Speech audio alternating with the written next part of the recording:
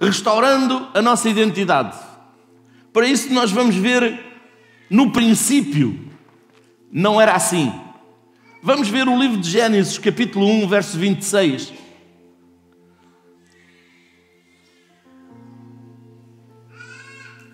A 31.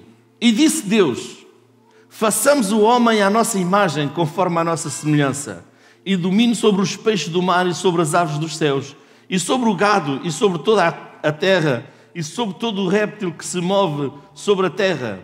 E criou Deus o homem à sua imagem, à imagem de Deus o criou, homem e mulher os criou. E Deus os abençoou. E Deus lhe disse: fortificai e multiplicai-vos, e enchei a terra, e sujeitai-a, e dominai sobre os peixes do mar, e sobre as aves dos céus, e sobre todo o animal que se move sobre a terra.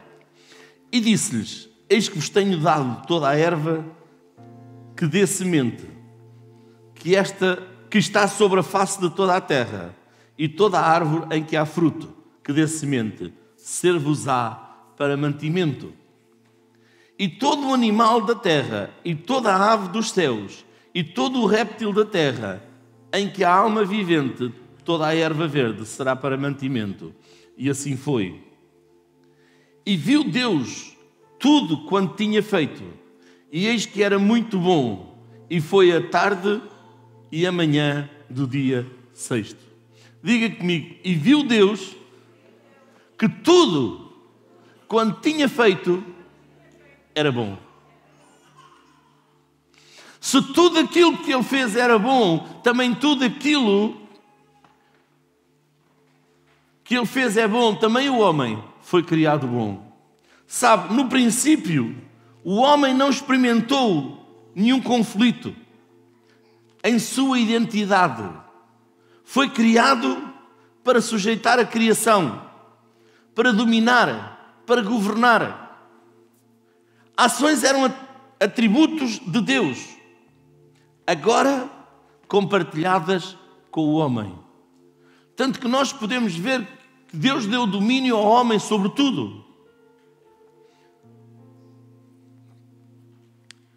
Ou seja, no princípio o homem sabia de onde ele tinha vindo, sabia aquilo que devia fazer e sabia com quem se relacionar.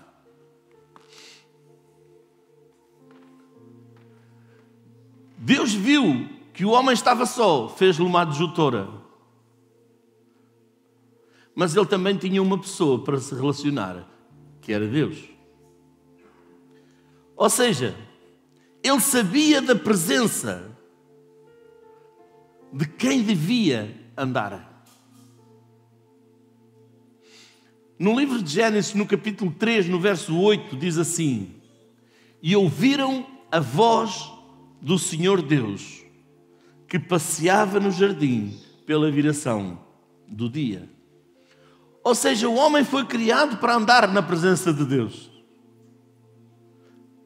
para habitar na presença de Deus. O homem foi criado para dar prazer e alegria a Deus.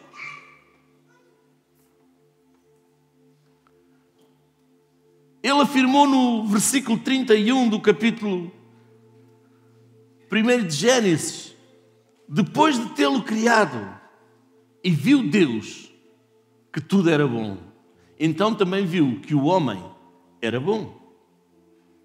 Sabe, esta afirmação contrasta com algumas afirmações de Deus quando afirma que ao longo da história que Deus se havia arrependido de ter criado o homem. Você já reparou que depois de Deus criar o homem, ver que tudo quanto tinha criado era bom, mais tarde Deus se arrepende de ter criado o homem. Porquê? Por causa do caminho que o homem levou. Aquele que nasce dando prazer e alegria a Deus, que é criado, havia perdido a sua identidade, o seu sentido, o seu propósito.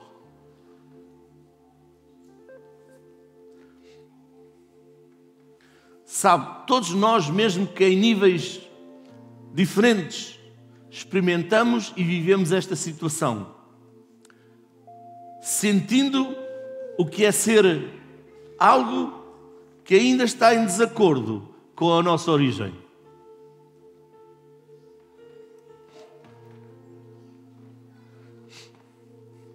Diga comigo, eu fui criado para estar de acordo com a minha origem, que é Deus. Quantos aqui foram criados à imagem e à semelhança de Deus? Nós fomos criados à imagem e à semelhança de Deus. Mas todos foram separados, todos foram destituídos desta semelhante origem.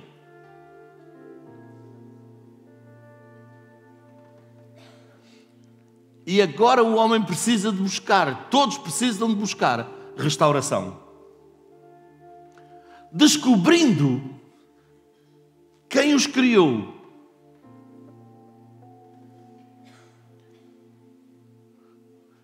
Descobrindo as suas motivações e os seus propósitos.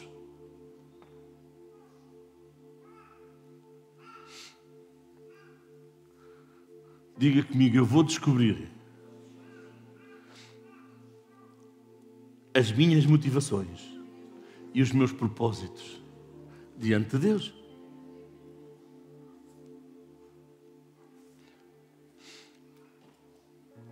Sabe, ninguém gosta de falar de morte, mas o meu ponto número 2 é algo que precisa de morrer. Muitas vezes, para descobrirmos as nossas motivações, os nossos propósitos, alguma coisa tem de morrer. Através da Bíblia nós percebemos que Deus cria e se move através da sua palavra. Ou seja, de alianças que Deus estabelece. Diga comigo, Deus é um Deus de aliança. Se Ele é um Deus de aliança, eu fui criado por Ele, eu tenho de estar em aliança com Ele. Diga comigo, aliança. Aleluia. Deus é um Deus de aliança. Sabe, precisamos de compreender que a nossa identidade trará o verdadeiro significado de aliança. A nossa identidade trará o verdadeiro significado de aliança.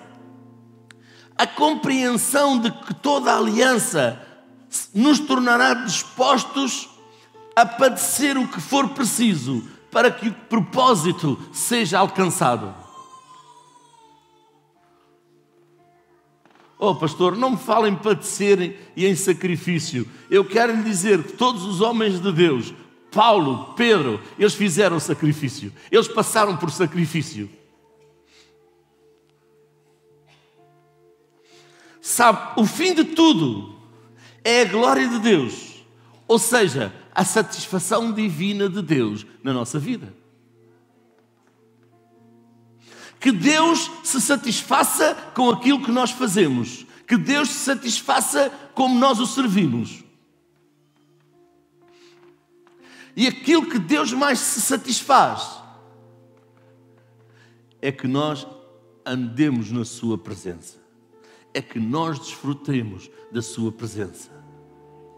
Diz que ele vinha pela viração da tarde, do dia, e tinha comunhão com o homem. Deus quer vir dia após dia e ter comunhão consigo e comigo. Seja de manhã, seja à tarde, seja à noite. Uau! Aleluia!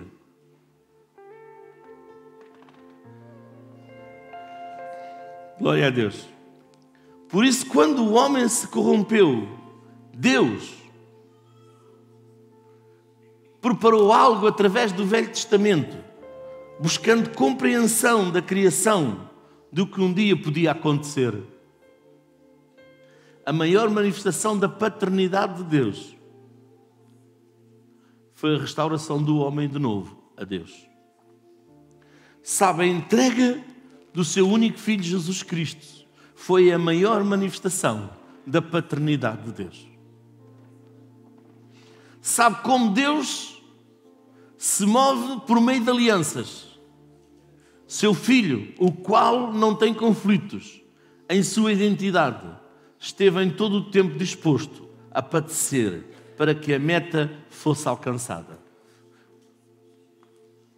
Amém? A restauração da identidade do homem, a vida eterna, novamente disponível e real para todos os homens. Então, hoje, nós temos essa presença disponível de novo na nossa vida, através de Jesus Cristo.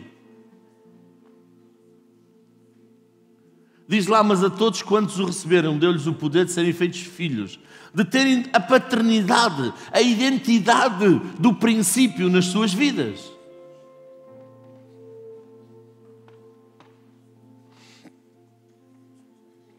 Sabe, por isso, Jesus padeceu. Ninguém estará disposto a padecer pelo reino se não tiver a sua identidade restaurada. Está cá? Venha comigo para Filipenses 2, 4.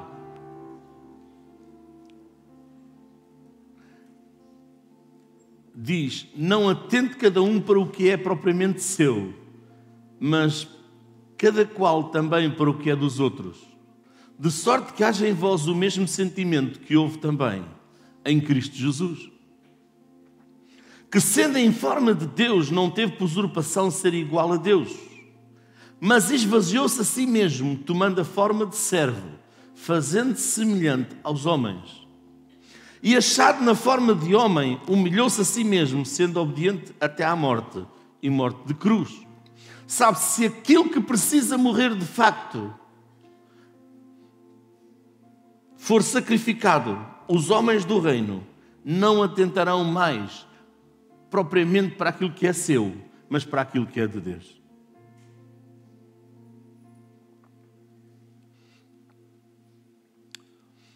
Se nós lermos o livro de Filipenses,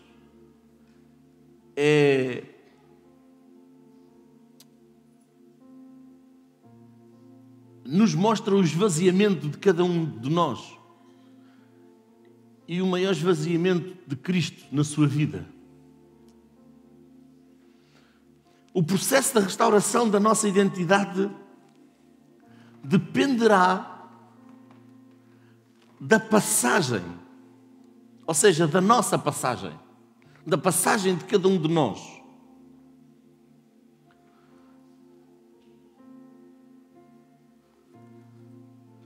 Do nível do êxito do esvaziamento de cada um de nós.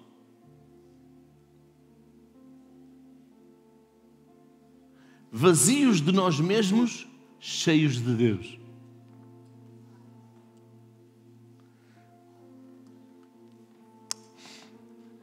Esta garrafa pode levar mais água? Está cheia. Se uma pessoa que está cheia dela própria não se esvazia do que ela tem dentro, as coisas de Deus não podem entrar nela. Então temos de tirar para que sejamos cheios do poder de Deus. No livro de Isaías diz, levanta-te e brilha, pois a glória do Senhor vem sobre ti. A glória de Deus é para viver em nós, é para estar em nós. Mas a glória só vem quando nós nos esvaziamos de nós próprios e nos enchemos de Deus. Sabe, aquilo que está vazio pode ser cheio. E cada um de nós escolhe com o que deve de encher.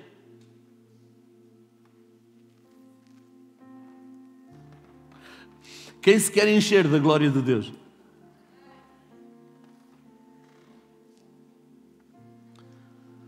Sabe, para o novo de Deus entrar em nós, tudo que é velho precisa de morrer.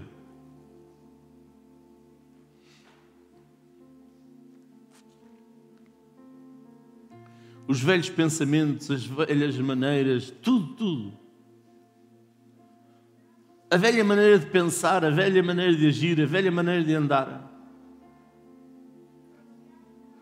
O meu ponto número 3 é confusão de identidade. Sabe, vivemos num mundo onde hoje muitas pessoas têm confusão de identidade. Numa das viagens que eu fiz, vi um casal com uma filha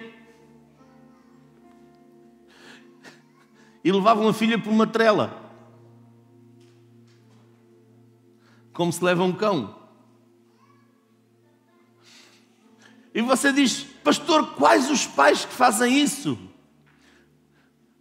E eu perguntei a um amigo que estava comigo e ele disse-me: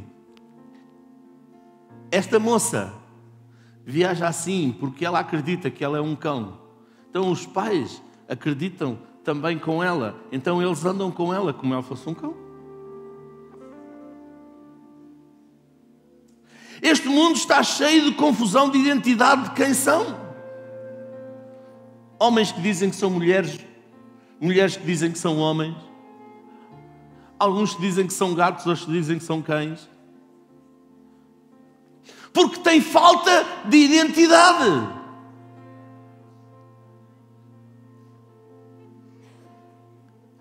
E essa falta de identidade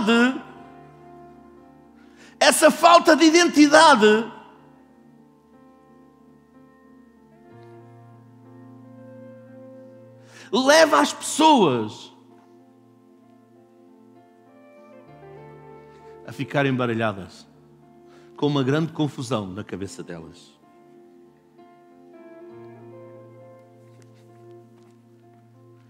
Porque elas não sabem quem são. Não sabem a identidade que têm. O livro de Efésios nos mostra a identidade que nós temos. Quem somos em Cristo. O que temos direito.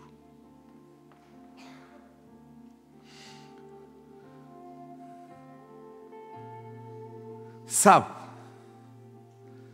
quando olhamos para a vida dos homens e mulheres pós-modernos, contemplamos um dos maiores conflitos que podemos experimentar: a confusão da sua identidade. Eu vou-lhe dizer algo que é muito importante. O que acontece nas regiões celestiais está acontecendo em grande escala na dimensão física. Você diz: pastor, mas nas regiões celestiais, sim, há demónios a viverem nas regiões celestiais, entre a terra e o céu. E neles há confusão. E eles trazem essa confusão à vida dos homens. Porque eles deixaram de ter identidade com Deus. Se rebelaram com Deus.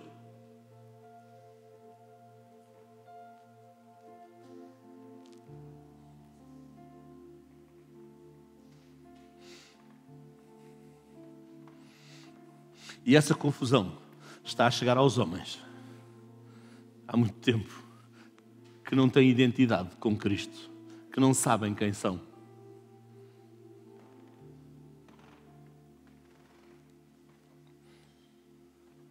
Sabe, Satanás fica a acelerar o processo, tentando manter o homem afastado da restauração.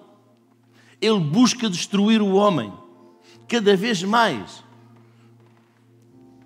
Cada vez mais, Satanás tenta tirar a identidade do homem, não querendo que o homem seja restaurado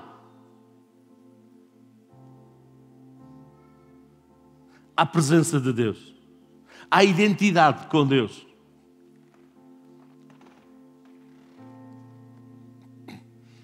Sabe, um dos níveis de maior destruição é que está escrito no livro de Romanos. Romanos capítulo 1, verso 24 a 28.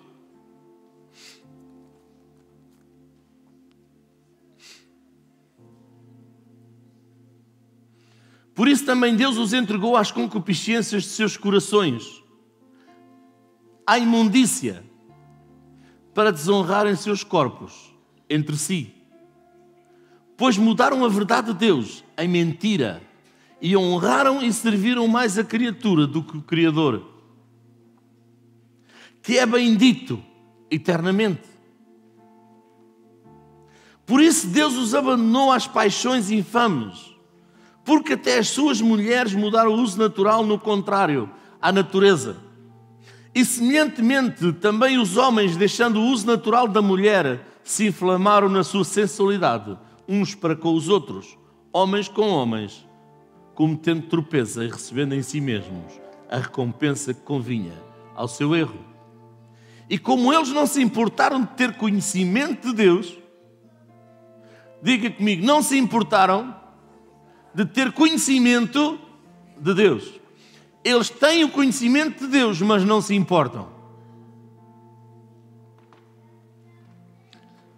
Assim Deus os entregou a um sentimento perverso para fazerem coisas que não convêm. Sabe, o grau de maior depravação humana é quando a criação não se importa mais em ter conhecimento de Deus, quando na verdade Deus deixa de ser absoluto na sua vida.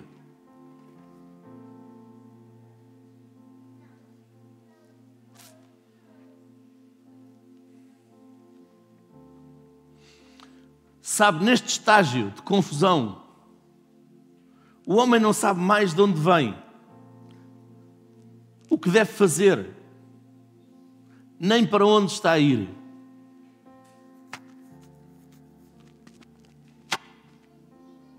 De onde você veio e para onde você vai?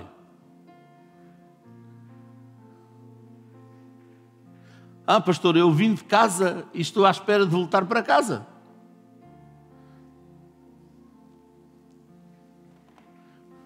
Todos nós viemos de casa e esperamos voltar para casa.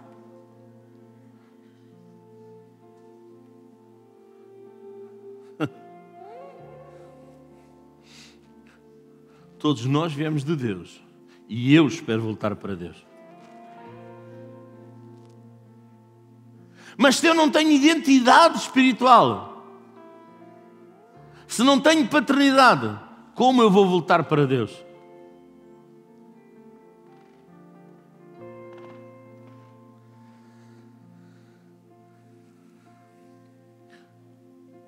Na verdade, o homem começa a habitar num lugar de confusão. Literalmente.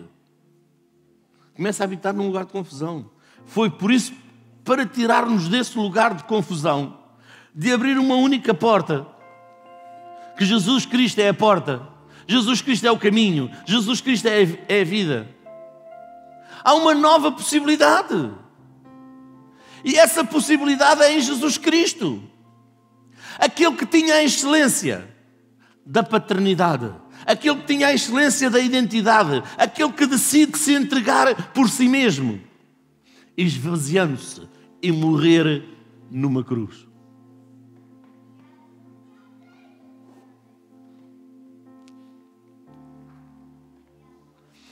É preciso sacrifício e esforço para pôr fim a toda essa confusão em nossa identidade. Sabe, não se trata apenas de ser salvos. Não se trata apenas de ser salvos. Trata-se de como vivemos depois de alcançarmos esta tão grande salvação. Está cá? Não se trata apenas de sermos salvos. Trata-se de como vivemos depois de alcançarmos essa tão grande salvação. Somos salvos. E depois como vivemos? Diz a palavra, aquele que permanecer até ao fim será? Sabe, devemos lembrar-nos que o primeiro convite de Jesus é para quem deseja ir até Ele. Mas este é o primeiro passo.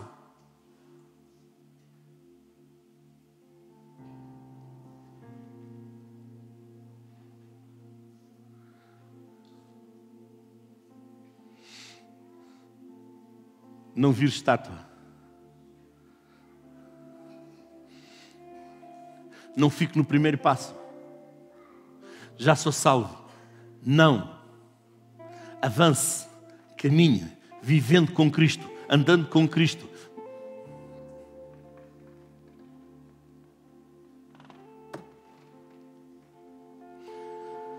Sabe, depois o próximo passo exigirá uma compreensão de quem somos para que possamos de facto estar dispostos a padecer, tomando nossa cruz e seguindo.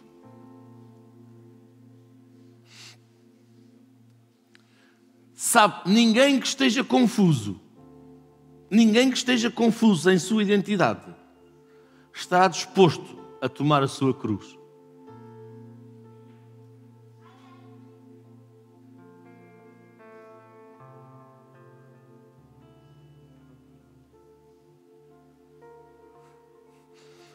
Eu não sei se vocês entenderam.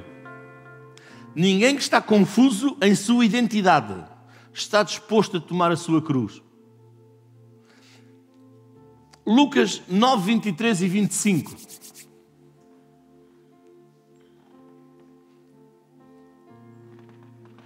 E dizia a todos: se alguém quer vir após mim, negue-se a si mesmo e tome cada dia a sua cruz e siga-me. Porque qualquer que quiser salvar a sua vida, perdê-la-á. Mas qualquer que por amor de mim perder a sua vida, a salvará. Porque aproveita ao homem granjear o mundo todo, perdendo-se ou prejudicando-se a si mesmo. Sabe, o segredo do reino de Deus é perder para ganhar.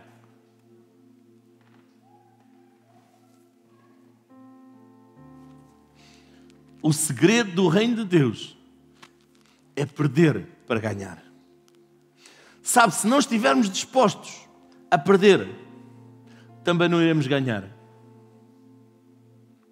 Este foi um dos legados deixados por Jesus.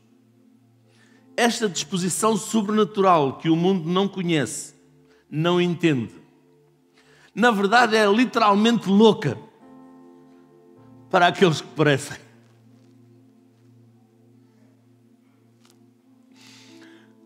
Em 1 Coríntios, capítulo 1, verso 18, diz assim: porque a palavra da cruz é loucura para os que perecem, mas para nós que somos salvos, é o poder de Deus.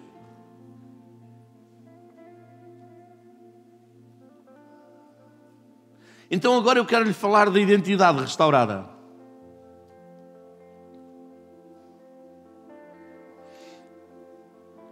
A salvação é apenas o início de uma experiência maravilhosa que o homem pode experimentar. Mas precisamos saber que exige muito mais. Que existe muito mais para além do primeiro passo da salvação.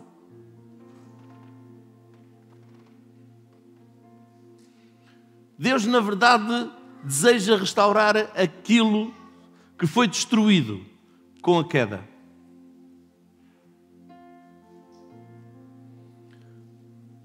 Deus deseja se relacionar com os filhos e não com escravos e servos.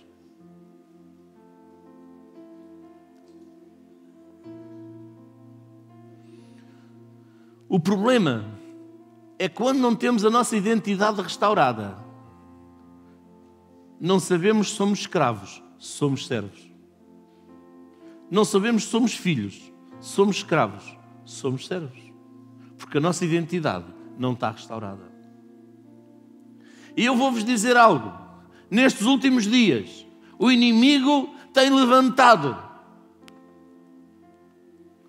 demónios contra a restauração da identidade. Dizendo que não é preciso sacrifício, não é preciso se esvaziar de si próprio para estar cheio de Deus.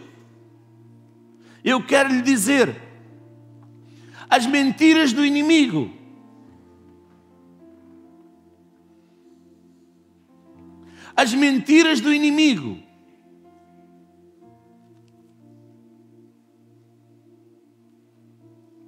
leva muitas pessoas à derrota.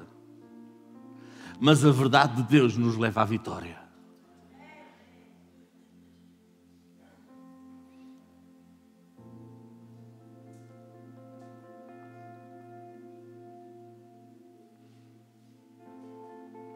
Sabe, a palavra de Deus fala-nos sobre duas coisas totalmente distintas.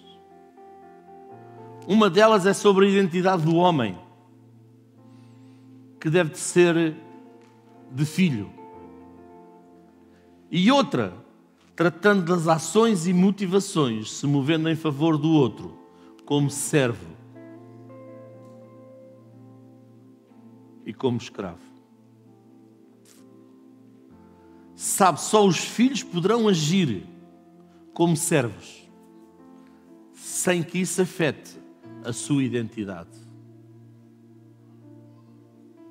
Só os filhos poderão servir como servos, sem que isso afete a sua identidade. Em João 15:15, Jesus disse isto: já vos não chamarei servos, porque o servo não sabe o que faz o seu senhor, mas tendo-vos chamado amigos, porque tudo quanto ouvi do meu Pai vos tenho feito conhecer. Sabe, os servos não gozam de um relacionamento, não experimentam da vida do Pai, não experimentam dos seus segredos, não desfrutam da sua vida.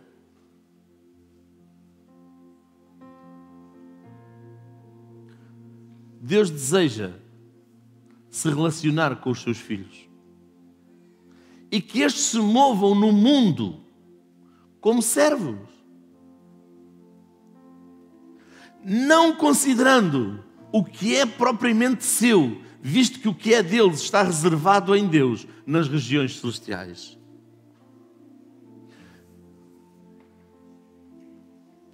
Mateus 20:26, estou quase a terminar.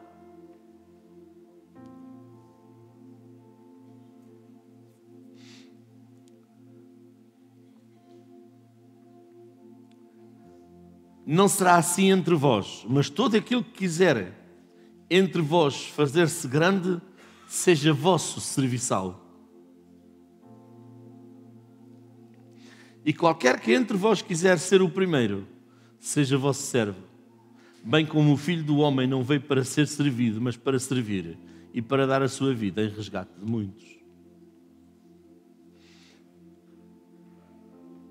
Há então uma confusão. Somos servos ou somos filhos? Só um servo pode servir. Só um filho pode servir. Sabe, só os filhos viverão como Jesus. Não buscando serem servidos, mas vivendo para servir e dar a vida em favor de outros.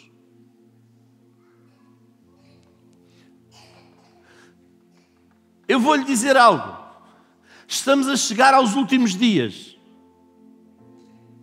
E Deus está à procura de filhos que sirvam a favor dos perdidos, a favor de outros. Deus está à procura de filhos que estejam dispostos a ir, porque diz que a seara está pronta.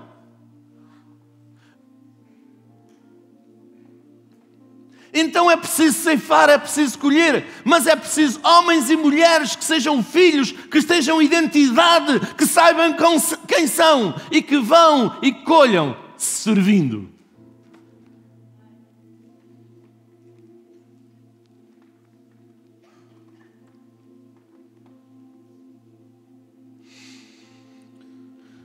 Sabe, este é um dos atributos da identidade de filho. Precisamos de crescer e de amadurecer para experimentar e seguir na restauração da nossa identidade e de herdeiros. Porque nós somos herdeiros e co-herdeiros com Cristo.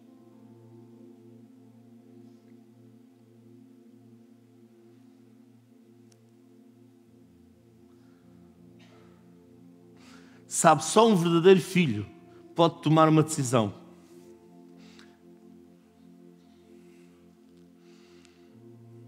Servir voluntariamente e se entregar para um propósito maior. Entregar-se para servir a um propósito maior. Sabe, a identidade restaurada irá trazer de volta o governo que o homem havia perdido com a queda no jardim. Mas também irá restaurar a disposição de se esvaziar, de padecer pela aliança, pelo propósito. Filhos de Deus não terão problemas ou problema em se afirmar e dizer: não viemos para ser servidos, mas para servir. Não viemos para ser servidos, mas para servir. Porque eles sabem quem são, eles têm identidade, e essa identidade é a identidade de filhos. Diga comigo, eu sou um filho. Eu vim para servir. Se um cristão tem problema em servir, ele não tem identidade, ele tem confusão. Porque ele precisa de ter identidade, porque ele precisa de servir. Porque ele não veio para ser servido, mas ele veio para servir. Porque Jesus não veio para ser servido, ele veio para servir.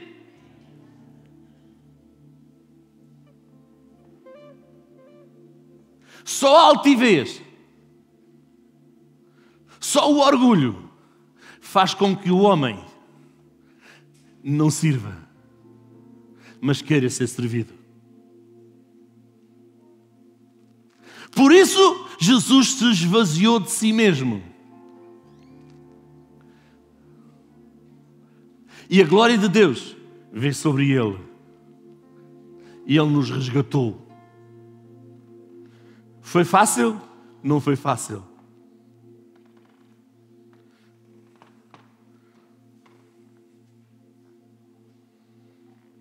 Sabe, o serviço dos servos, o serviço dos escravos é pesado. Mas o serviço dos filhos é a manifestação do amor do Pai. Sabe, a paternidade de Deus, a paternidade de Deus restaura a identidade de filhos em nossa geração.